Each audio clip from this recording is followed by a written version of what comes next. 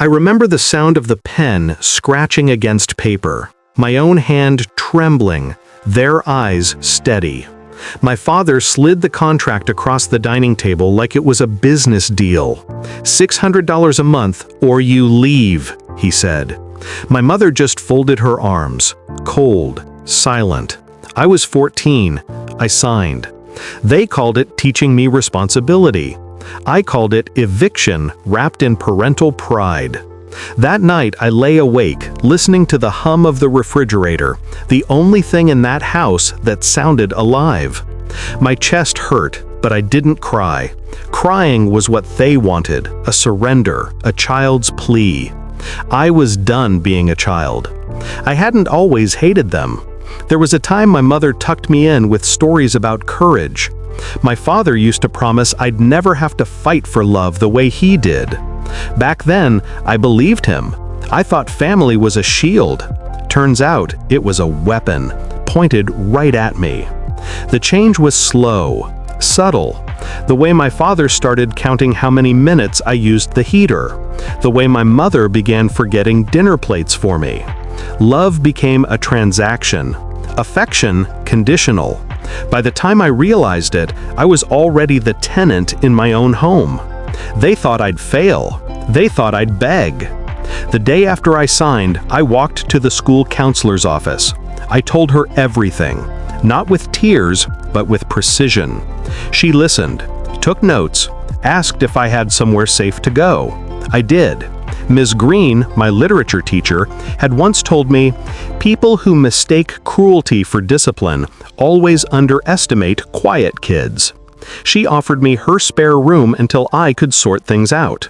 I accepted, politely, strategically. That week, I studied more than schoolwork. I read about tenant laws, emancipation, and something called minor exploitation under coercive guardianship. I didn't fully understand the legal jargon, but I understood one thing. I had leverage. My parents wanted to be landlords? Fine, then I'd treat them like landlords. I gathered everything, the signed rent agreement, messages where my father demanded payments, my mother's voice note saying, "You either pay or pack." Every word, every timestamp, every receipt. By Friday, I had a file that could burn their image of good parents to ash. Saturday morning, Ms. Green drove me to a lawyer. She didn't ask questions. She just said, "Let's make this official." The lawyer, a calm woman named Olivia, flipped through the documents with the expression of someone reading a horror story written in legal ink. "They made you sign this?" she asked. I nodded. Her eyes narrowed. They're about to regret that. She helped me file a report of coercion and financial exploitation of a minor. It sounded cold. Perfect.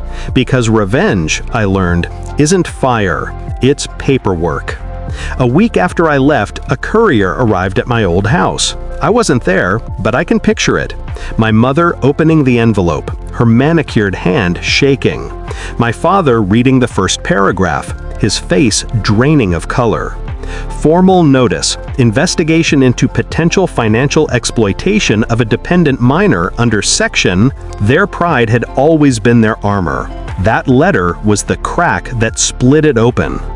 I heard from a neighbor later, my father stormed out onto the porch, shouting about ungrateful children. My mother sat on the steps, phone pressed to her ear, voice breaking as she tried to explain to the officer that it was just a family matter. The world doesn't forgive those words when they're written on legal stationery. They called me, repeatedly. I didn't answer. On the third night, my mother left a voicemail. Her voice was smaller than I'd ever heard it.